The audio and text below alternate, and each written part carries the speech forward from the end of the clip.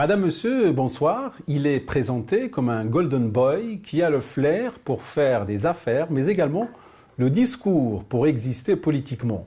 Il aime polémiquer et depuis des années qu'il est affilié au parti du Rassemblement national des indépendantistes, sa cote n'a cessé d'augmenter, culminant sur sa nomination en tant que ministre des Sports il y a quelques années. Aujourd'hui, il dit vouloir quitter la politique, une décision qui a surpris plus d'un. Notre invité ce soir est Monsef Belkhiat, membre du bureau politique du RNI et président de la fondation Mohamed VI des champions sportifs. Monsef Belkhiat, bonsoir. Bonsoir Sidi. Merci d'être avec nous. Alors vous avez dit, ou plutôt vous avez annoncé votre retrait de la politique. Vous êtes actuellement membre du bureau politique du RNI. Pourquoi quelqu'un comme vous quitte-t-il la politique ou annonce-t-il ce retrait ? D'abord, je voudrais vous remercier pour votre invitation et rappeler quelques éléments de contexte. Moi, j'ai 50 ans et j'ai grandi à Rabat. Je suis né à Rabat, grandi à Rabat. Ensuite, je suis parti à Casablanca pour faire mes études à l'ISCAE, puisque je suis un pur produit de l'école marocaine, que ce soit au niveau du collège, lycée ou à l'université. Suite à cela, j'ai eu la chance d'intégrer une multinationale américaine avec laquelle je me suis expatrié au Moyen-Orient. D'abord 2 ans en Arabie Saoudite et ensuite j'étais en charge du développement des affaires de cette multinationale sur plusieurs pays d'Afrique du Nord et du Proche-Orient. Suite à cela, je suis rentré au Maroc pour intégrer le management d'un opérateur télécom. C'était en 2000. Et c'est en rentrant au Maroc que ma fibre politique s'est réveillée en me disant qu'il fallait faire quelque chose et contribuer à la vie sociale de notre pays, où j'avais rejoint l'association alternative à l'époque. Puis ensuite, j'ai fait partie des gens qui ont lancé le mouvement 2007 d'Aba, pour ensuite intégrer l'association Mawazine et créer un nouveau business model pour le festival Mawazine de Rabat, mais aussi le FUS de Rabat en tant que club omnisport, ce qui m'a permis de contribuer de manière significative, que ce soit au niveau associatif, au niveau de la vie citoyenne, et de prendre des positions, plutôt des positions libérales, progressistes et modernistes. Suite à cela, j'ai eu l'honneur et l'extrême honneur de servir mon pays, mais aussi Sa Majesté le Roi, que Dieu l'assiste, en tant que ministre de la Jeunesse et des Sports. Et j'ai été extrêmement heureux d'avoir fait ce mandat à une phase qui était juste extraordinaire sur l'histoire politique du Maroc et qui était celle du mouvement du 20 février, le printemps arabe, mais aussi assister et faire partie de ce gouvernement qui a, on va dire, fait adopter le projet de loi de la nouvelle constitution, assister aux élections qui en sont suivies et ensuite à tous les changements politiques qu'il y a eu au Maroc depuis donc fin 2011, début 2012. J'ai essayé de faire de mon mieux pour servir et pour créer de la valeur ajoutée, que ce soit au sein du ministère, au sein de mon parti politique, puisque je suis membre du comité exécutif du parti élu depuis lors, et aussi en tant que vice-président de la région de Casablanca-Stade, ce qui fait 20 ans de carrière politique. Mais ce qu'il faut savoir, c'est que en tant que pur produit de l'école marocaine, ayant été formé dans des multinationales internationales américaines, espagnoles, j'ai aussi commencé à devenir entrepreneur et faire des affaires avant d'entrer en politique. Et je suis d'abord et avant tout un entrepreneur qui crée des entreprises, qui essaye de développer des entreprises et qui considère que créer des emplois pour les jeunes dans notre pays, c'est aussi une forme de militantisme pour pouvoir se positionner comme étant un acteur économique majeur. Et vous avez dit que voilà, vous quittez en fait la politique, vous annoncez en fait ce retrait pour vous consacrer à vos affaires. Peut-on dire que la politique est une mauvaise affaire ? Absolument pas. Ce qu'il faut, c'est que chacun de nous, quel que soit son métier, selon qu'on soit professeur universitaire, médecin, avocat, ingénieur ou même entrepreneur, parce que c'est une profession aussi, on doit faire de la politique et le minimum syndical de la politique, c'est d'aller voter pour au moins exprimer un choix. Cela étant, je pars du principe qu'on ne peut pas être bon partout. Personnellement, je pense que mes aptitudes personnelles font que je créerai plus de valeur pour mon pays en étant dans le monde des affaires et en étant dans le monde de l'entreprise, plutôt que d'être dans la politique. Moi, je suis un garçon qui est trop direct, qui communique beaucoup, qui prend des positions tranchées, et je considère que je ne suis pas un bon homme politique. Pourtant, les deux sphères se rejoignent, parce qu'on en connaît, en fait, des gens, plutôt des politiques, des sommités marocaines qui sont dans les affaires et cherchent par tous les moyens à mettre un pied dans la scène politique, et puis le contraire. Vous faites plutôt le contraire. C'est-à-dire que vous quittez, il y a 50 ans, on est très jeune. Oui, je vais vous dire... Beaucoup de gens n'y croient pas. C'est un cliché. Il n'y a pas beaucoup de grands entrepreneurs qui sont dans la politique. Il y en a peut-être une dizaine, une quinzaine, mais ça se compte sur les bouts des doigts. Ce qu'il faut savoir, c'est qu'aujourd'hui, le plus important dans le geste politique, c'est de partir avec la bonne idée selon laquelle on veut servir le pays, servir la jeunesse de ce pays, une jeunesse qui aujourd'hui attend des réformes importantes et qui considère qu'il y a un potentiel pour elle rapidement à trouver, et sinon, elle veut partir. Donc il y a lieu de répondre à cette jeunesse, et pour cela, il faut des gens qui aient de l'expérience dans le monde des affaires, dans le monde de l'entreprise, mais aussi des purs produits de la politique. Je pars du principe qu'il n'y a pas une seule réponse. Ce qui est certain, c'est qu'à la fin de cette législature, je préférerais me consacrer à mes affaires, à créer des entreprises, créer des jobs. Et je pense que c'est une forme de militantisme qui prouve que je vais continuer à investir dans mon pays, à croire en mon pays et à croire en la jeunesse de mon pays. Voilà, et le RNI est présenté comme le parti qui disputera dans quelques mois la première place, bien sûr aux côtés d'autres partis marocains. Certains diront que vous quittez le bateau au mauvais moment. On a besoin de vous, peut-être. Écoutez, je vais vous dire, le RNI est un grand parti et le président Aziz Akhnouch est un grand président. Akhnouch a essayé un petit peu de vous convaincre du contraire ? En fait, je voulais partir plus tôt, mais il m'a convaincu de rester jusqu'en 2021 et je continuerai à l'aider jusqu'en 2021 pour qu'on puisse faire aboutir ce beau projet qui est celui du RNI et surtout défendre un projet de société où on défend les valeurs de la modernité et les valeurs l'équilibre. On part du principe que notre modèle sociétal aujourd'hui au Maroc est un modèle sociétal qui a besoin d'avoir, bien sûr, différentes tendances politiques, la gauche, la droite, les islamistes, il y en a, mais aussi un parti de centre libéral, sociodémocrate, qui puisse promouvoir la liberté d'entreprendre, qui puisse aider les jeunes à créer leurs projets, mais qui en même temps défendent un projet de société où la liberté est un élément fondamental, et c'est le projet du RNI. Aucune chance que vous changiez d'avis ? Non, il n'y a pas de chance que je change d'avis. Je suis ravi, si Saïd, que vous m'ayez invité à cette émission pour que je le confirme de manière très claire. J'aimerais faire ce que je sais faire de mieux à partir de 2021, m'occuper de mes affaires et de faire en sorte à ce que je puisse militer pour mon pays, investir dans mon pays et créer des opportunités pour les jeunes de mon pays. Alors en attendant, vous êtes toujours membre du bureau politique du RNI. Alors comment le RNI se prépare aux prochaines élections ? Le RNI se prépare bien. Ça fait un moment que je ne suis pas parti dans les réunions du parti depuis mon annonce, mais je pense que le RNI a un beau projet, un projet qui est basé sur la communication et la proximité avec les citoyens. La démarche a été intéressante. D'abord, partir dans 12 régions du Maroc, discuter avec les citoyens, comprendre leurs besoins et à partir de là, écrire un livre qui est une forme de projet social entre ce parti et la société pour 2021 qui s'appelle La Voie de la Confiance. Et j'appelle les gens à lire ce livre qui s'appelle La Voie de la Confiance parce que beaucoup de gens disent les politiques ne font rien. Il s'agit d'un travail de fond qui a été fait avec les citoyens et qui consiste à dire au Maroc, il y a des centaines de priorités. Au même titre qu'il y a des centaines de choses qui vont bien, il y a des centaines de choses qui vont moins bien. Mais nous, les jeunes, nous, les citoyens du Maroc, on a besoin de 3 choses. La première chose qu'on veut, c'est avoir un système de santé qui soit au standard et qui puisse nous aider à avoir une santé et un service de santé au bon niveau. La deuxième chose, c'est qu'il faut absolument améliorer le contenu et la qualité de l'école marocaine. Et la troisième chose, on veut des jobs, des emplois et des emplois et des emplois.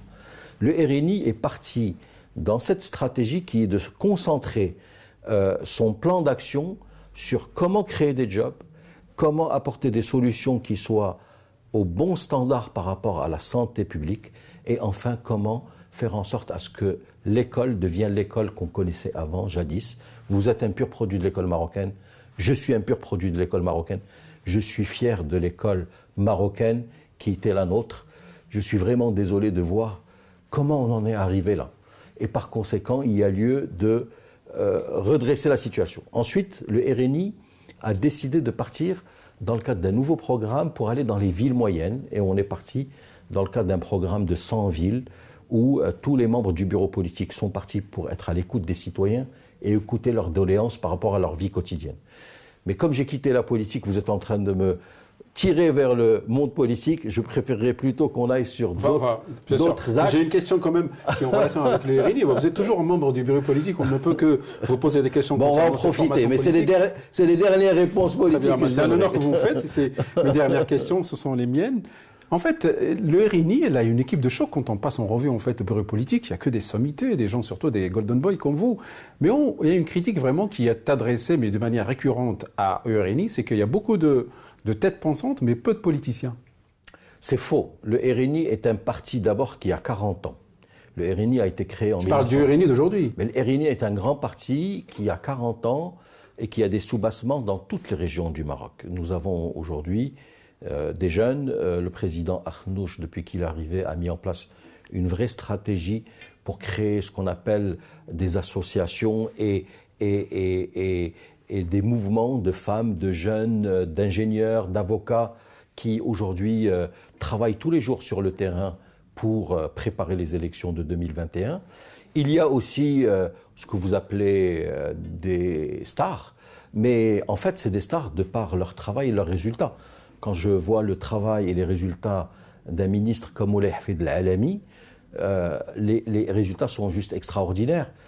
500 000 emplois créés depuis qu'il est arrivé, avec des stratégies sectorielles sur l'automobile, sur l'aéronautique, sur le textile, sur différents secteurs qui font que le Maroc est en train de repartir et surtout de se réindustrialiser. Et donc aujourd'hui, je pars du principe qu'il faut ramener des compétences pour pouvoir gérer des portefeuilles ministériels. Je suis aussi très confiant et très positif par rapport au tourisme avec notre nouvelle ministre du Tourisme, Nadia Ftah. Et donc il y a aujourd'hui effectivement des personnalités qui viennent du monde de l'entreprise et qui sont des têtes bien faites, mais on a aussi des politiques, et croyez-moi, des politiques et des politiciens qui sont là depuis 40 ans et qui apportent l'équilibre qu'il faut au sein du bureau politique pour que Aziz Arnouch puisse mettre en place une vision qui puisse nous faire gagner en 2021. Je souhaite au RNI tout le succès qu'il faut. À partir de 2021, j'espère que le RNI pourra reprendre les commandes, parce que n'oublions pas une chose, c'est que depuis 1977, le RNI n'a jamais été en charge de la primature. Et donc, je pense qu'après 40 ans, il est temps que le RNI puisse avoir cette chance. Ça dépendra des résultats des élections. Qui vivra verra. En tout cas, vous briguez le... Je ne brigue absolument pas vous, rien. Je parle en fait, la formation, elle cible... À titre personnel, je m'en vais. Non, mais Arnouch, il l'a dit clairement, il veut être premier lors des prochaines élections. Il faut qu'on soit clair. On fait de la politique pour pouvoir défendre ses idées et son projet de société. Il faut vouloir gagner. Notre projet de société, c'est un projet de société socio-démocrate, libéral, où la liberté d'entreprendre est un élément clé dans notre socle de valeurs, où la liberté individuelle des gens est un élément fondamental, et par conséquent, j'espère que beaucoup de gens épouseront ce projet basé sur 3 éléments: l'amélioration de la santé, l'amélioration de l'école et la création d'emplois. Alors, vous êtes, je parle du RNI, il fait partie de la majorité. Quel regard, vous, en tant que Moncef Belkhiat, portez-vous sur l'action du gouvernement ? Alors, le gouvernement, aujourd'hui, est passé par plusieurs phases. D'abord, ce qu'il faut savoir, c'est que c'est une coalition de plusieurs partis. Contre nature ? Oui, je le dis de manière très claire. Ça fait partie des choses où je suis tranchant. Le projet de société du RNI n'a absolument rien à voir avec le projet de société du PJD. Et c'est une alliance contre nature. On est là parce qu'il faut être clair, dans le sens où on se doit, en tant qu'homme politique, de défendre le projet de société qui est celui de la liberté, et on ne laissera personne faire en sorte à ce que nos libertés individuelles dans ce pays régressent. Nous sommes Marocains, nous vivons dans notre pays, nous aimons notre pays et nous voudrions que nos enfants restent dans notre pays. Et par conséquent, les libertés individuelles sont un élément fondamental dans la manière dont on voit la chose politique. Aujourd'hui, le parti islamiste qui est au pouvoir depuis 2011 est là, ça fait 10 ans. Je pense qu'il est temps. Vous savez, il y a des tendances partout dans le monde, dans tous les pays. Il y a des tendances où la gauche prend le pouvoir pendant 10 ans, ensuite c'est la droite. On est dans un pays où on est plus conservateurs, libéraux. Je pense que les conservateurs ont été là pendant longtemps. Il est temps de donner une chance aux libéraux de prouver qu'on peut faire mieux avec une politique beaucoup plus libérale, mais basée sur un socle social solide et une solidarité entre les gens où la distribution de la richesse est mieux faite qu'aujourd'hui. Voilà, alors pas d'alliance, plutôt c'est contre nature que d'être en fait aux côtés du PJD. Alors demain, en 2021, des alliances en vue, par exemple. Quel parti serait le plus à être à vos côtés pour pouvoir en fait mener les actions marocaines? Je ne suis pas au niveau qu'il faut pour pouvoir répondre à cette question. Par contre, ce que je peux dire, c'est qu'il y a beaucoup de formations politiques qui sont en train de se réinventer.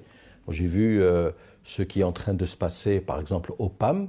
Je suis ravi de voir le PAM repartir avec une nouvelle équipe managériale et avec un secrétaire général qui est solide, qui a de bonnes idées et qui est un homme politique aguerri.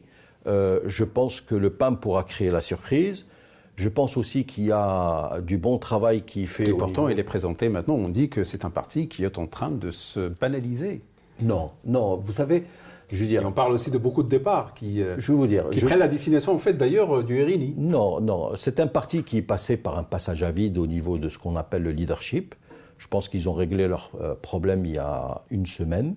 Et donc, il faut donner le temps à la nouvelle équipe dirigeante de pouvoir se structurer. Et ce qui est important, c'est qu'on puisse avoir un champ politique qui se reconstruit. Parce que le champ politique marocain, depuis un moment, c'est difficile. Donc, il faut donner aux partis la possibilité de se reconstruire. Je suis ravi de voir que le PAM a réglé ses problèmes au niveau du leadership. Je pense que le Circlal est en train de faire aussi un travail de fond qui est très très bien. Et par conséquent, je pense que entre le RNI, le PAM et l'Istiqlal, ça fait un trio qui est assez fort pour pouvoir avoir une majorité parlementaire réelle au sein du Parlement. Voilà, on parle ces derniers temps de la commission sur le modèle de développement.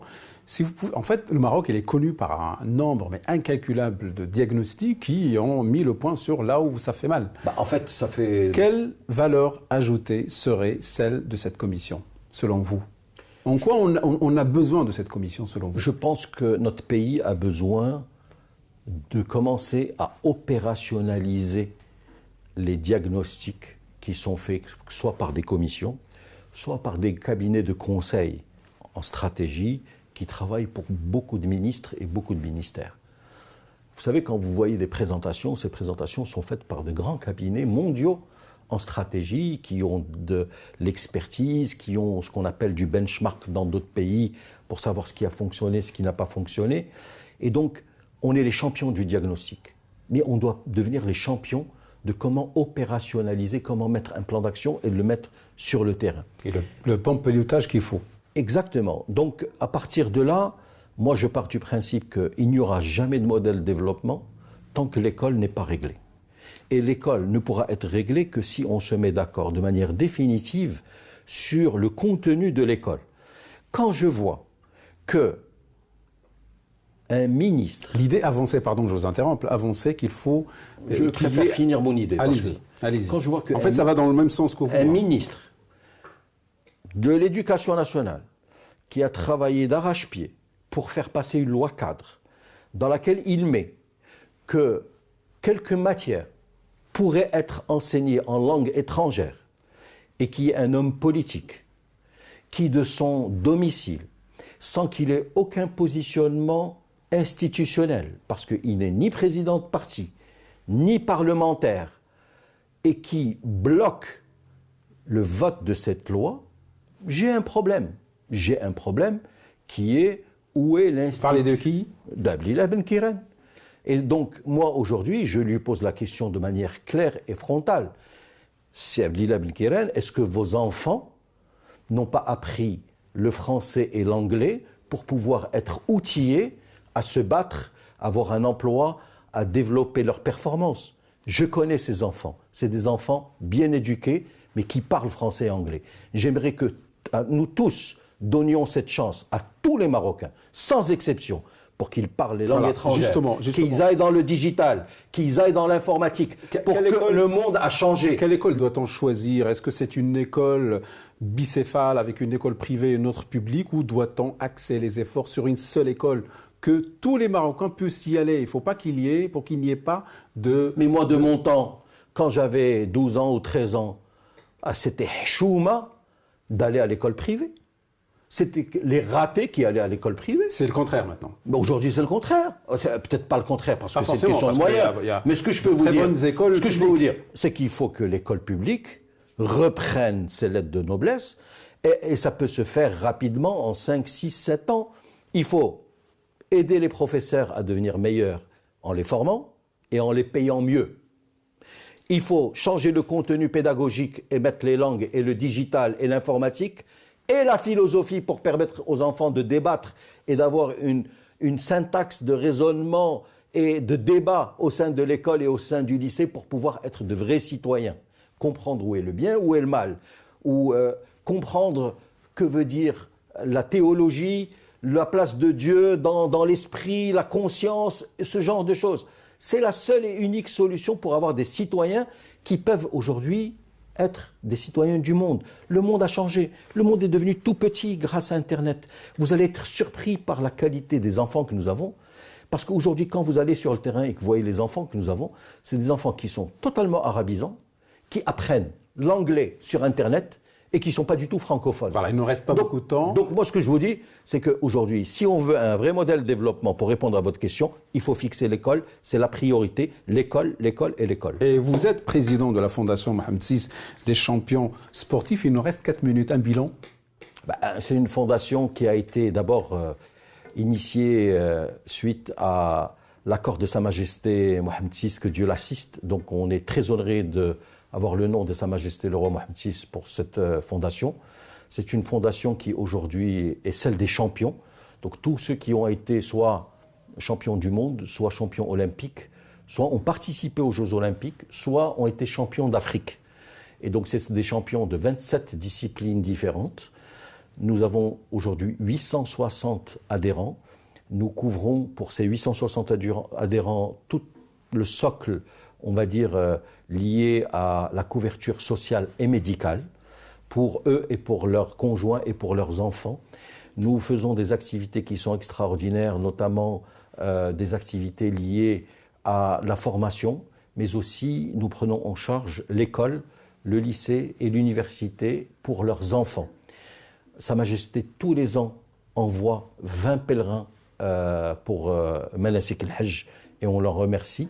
Et aujourd'hui, c'est une fondation qui fonctionne tellement bien que nous avons été reçus la semaine dernière avec quelques collègues du bureau exécutif, notamment Nawal Moutaoukil et Kamal Hlou, par le président du comité international olympique, M. Thomas Bach. Il a été impressionné par les résultats et les travaux de cette fondation, nous a félicité et a décidé de mettre en place une coopération entre le comité international olympique et notre fondation pour apprendre le modèle de gouvernance qui a été mis en place pour voir s'il peut l'appliquer sur d'autres pays. Voilà, on vous reproche en fait de disposer d'un budget colossal pour cette fondation et que vous gérez mal. Justement, je vais vous dire les chiffres du budget. Nous travaillons avec un budget de 8 millions de dirhams par an pour 860 adhérents. Faites le compte et vous allez voir que ce n'est pas colossal, c'est 8 millions de dirhams et sur ces 8 millions de dirhams, 82% vont directement à l'aide de ces athlètes et de ces champions.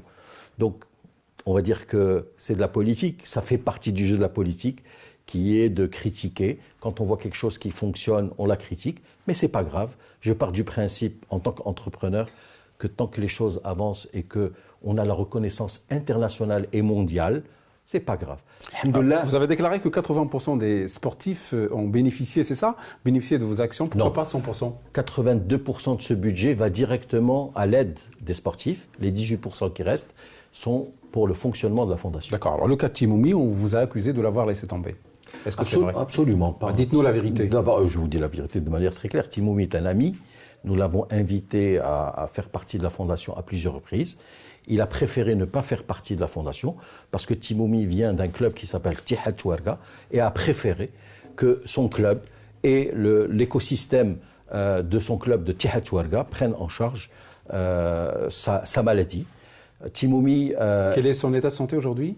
Je pense qu'il a été opéré suite aux instructions de Sa Majesté, que Dieu l'assiste. Donc c'est Sa Majesté qui a pris en charge l'opération chirurgicale de Timoumi et que Timoumi a fait son opération et il va bien. Voilà, en une minute, voilà, je vais poser une question sur Casa. Vous êtes un élu de la capitale économique. Où va Casablanca? Parce qu'on voit des changements, des chantiers qui sont ouverts dans plusieurs villes marocaines, mais à Casa, on a l'impression que ça coince. Sauf la tribu de Randi. Sauf la tribu de Randi. Moi, je parle des autres chantiers. C'est une impression, parce que Casablanca a lancé un plan qui avance très bien. Vous avez la trémie de Randi, certes, mais vous avez plusieurs... Celle-là, elle est donnée en exemple. Mais vous avez plusieurs autres trémies qui sont en train d'être construites, notamment du côté de la Corniche. Il y a la Corniche qui a été faite, il y a le pont qui a été ouvert, il y a le jardin de la Ligue arabe qui est prêt à être ouvert, il y a un développement urbanistique sur la partie de l'aéroport qui est fabuleux et qui fait que Casa est en train de se transformer. N'oublions pas le tram qui aujourd'hui a changé la vie des Casablancais et qui fait que dans 2-3 ans, une fois que tous ces chantiers seront finis, Casablanca sera une belle ville. Voilà, sur Casablanca, cette émission, elle prend fin. Merci d'avoir accepté de répondre à nos questions. Avec plaisir. Mesdames, Messieurs, merci de nous avoir suivis. Au revoir.